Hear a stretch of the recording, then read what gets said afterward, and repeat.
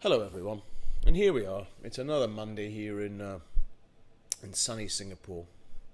Now I'm going to let you into a little secret. I like to moan, and I do like to rant. It gives me a release. It's really nice to vent your feelings on things. Now I have to be honest. Sometimes with the Premiership, you have to be a little bit, should we say, inventive about some of the things you want to rant about. But let me tell you, not this week. Were you paying attention at the weekend?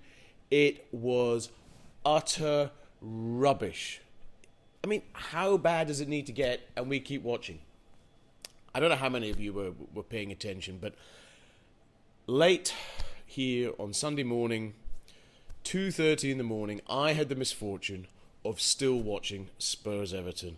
Another 0-0. We can talk about, which of the managers with the boxing gloves would win. It's Pochettino, by the way. But towards the end, in injury time, I don't know how many of you were still watching, with sleep apnea or whatever it may be that you have, when Kyle Walker did his no-look pass. Did any of you guys actually see this? Now, one of my favourite footballers of all time is Ronaldinho. Absolute genius. Now, he was one of the best exponents of the no-look pass there is. So, here's what a no-look pass looks like. What you do is, you look the other way, and then you pass it that way. Kyle Walker's no-look pass is, here's the ball, I'm going to look at it, I'm going to pass it that way. After the ball has travelled about 3 meters, then I'm going to do a... It's not going to work, mate. They've already seen which way the ball is going. Kyle Walker, Ronaldinho, you are not. Liverpool have been almost like a delinquent child to me. They never fail to disappoint you. And again this season, Brendan Rodgers has spent vast swathes of money. Christian Benteke, we were told, is going to bang in 25 goals. Firmino... So many players they brought in. I mean, Nathaniel Klein to solve the problem at right back. So many players again. This is going to be Liverpool's season. But no. 3-0 at home to West Ham. 1963 is the last time the Hammers won at Anfield. Martin Peters and Geoff Hurst scored the goals. 3-0. I mean, it's not even, like it was close. The Liverpool that I grew up with, the Liverpool that I know, nobody beats them 3-0 at Anfield. Nobody. It's just... They're going absolutely nowhere. The football is terrible. But hey, you know what the good news is, Liverpool fans? Is that the top 4 are even worse.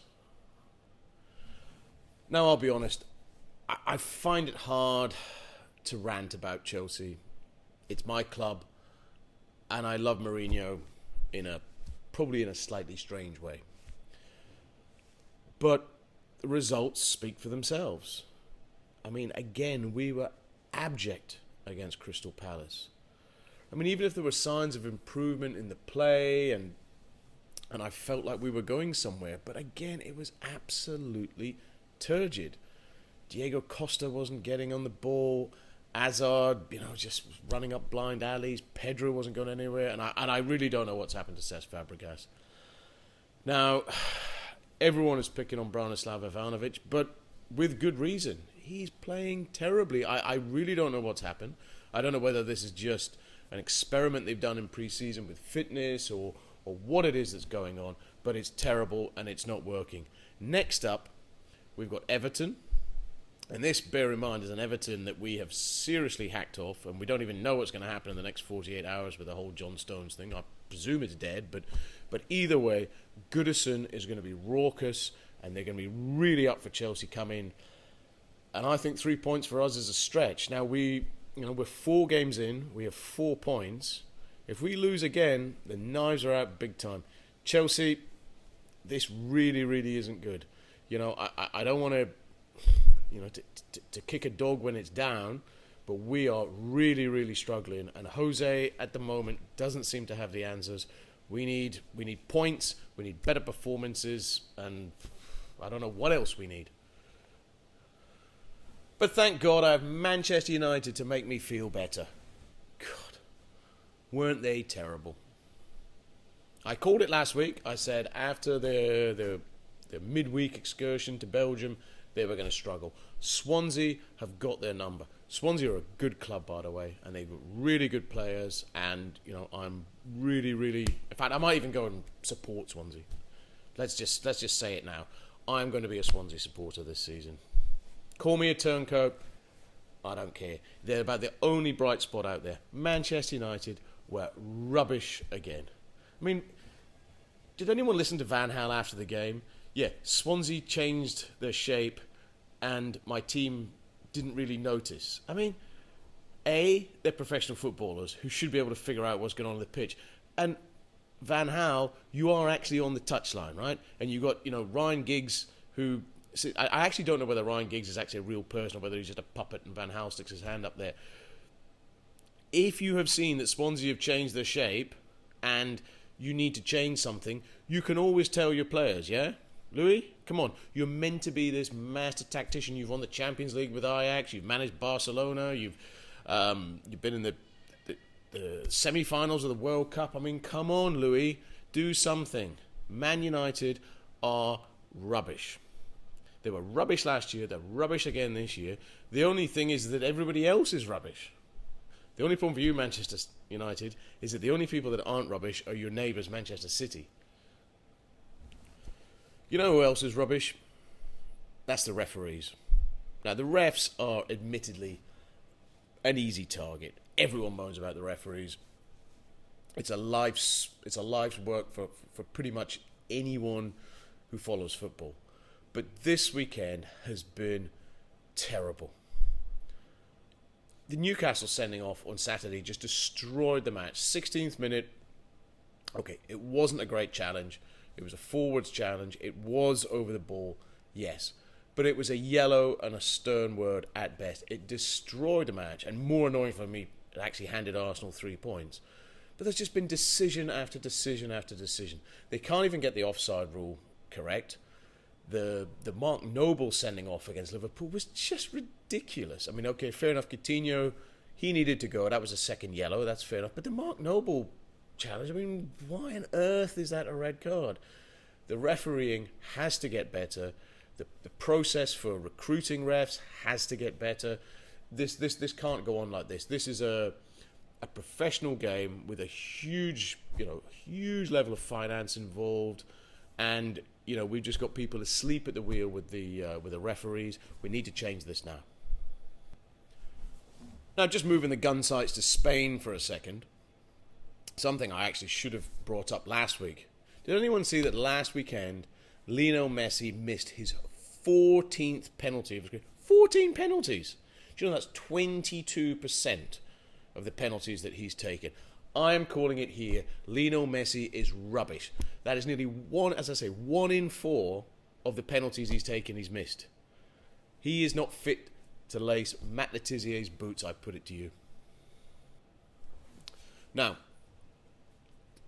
we've spoken before about the amount of money that the Premiership has wasted. So let's talk about Spurs and the signing of Clinton N'Jie.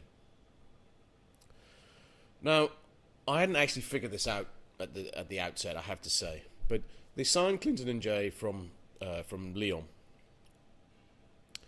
and I hadn't actually put 2 and 2 together because last season one of the players in Europe was Lacazette at Lyon, one of the best centre forwards in Europe. Arsenal were very, very heavily linked with him. I think even Real Madrid at one point. I mean, the guy is a goal machine, a really, really good player. Probably, he's going to be the next Benzema. So what does Spurs do? They sign the other one. Great work, Spurs. And just so you know, Spurs, Lyon haven't blinked because their replacement, who's actually a guy called Fecker, that's actually his name, and this is a family show, so we would never use bad language here. He scored at the weekend, and N'Jie, I don't even know if he got on the pitch, did he? Great work, Spurs. This is why we love you, and this is why you will come, let me guess, 5th or 6th. Now, I wanted to give a mention to Mario Balotelli. I actually probably should have done this last week, but I love Super Mario. And England's loss is Italy's gain. I mean, I just love the guy. I mean, whether it's letting off fireworks in your bathroom, random loo breaks at schools on the way back from training, or rucking with Roberto Mancini in training. I mean, the bloke is quality. I mean, he's actually not a bad player. Unfortunately, he has become a little bit of a figure of fun. But anyway, he's gone back to AC Milan. I wish him well. I would like to see one of football's, really true talents really blossom. But the thing that's got me is this good behaviour clause, which governs, I think, nightclubs, alcohol, cigarettes, even hairstyles. I mean, come on, give the guy a break. Now, this would all be fine, apart from two things. And the two things are, one, obviously, Mario himself. But the second thing is the AC Milan owner, who's Silvio Berlusconi. Now, the first time that Silvio invites poor old Mario around for dinner, and at 10 o'clock the Bunga Bunga call comes, I mean, Super Mario's banged to rights. I mean, he's going to have his contract cancelled. Come on, guys. Give Mario a break. He has a whole pass here in Rantland. We love him, and we really hope he does well. Go Mario. Now, I'd really love to end this week's piece on a high, but I just don't think I can. This weekend has just been so savagely bad. It's terrible. I mean, it really, really is awful. The amount of money that's floating out there in Premiership land, and this is the best that they can do. It is just terrible. So let's sit back, reflect, and guys, seriously, try and find that Kyle Walker no-look pass. I don't even know what it was. It's the worst thing I've seen in years. Hopefully this was a little bit better, and we'll see you again next week.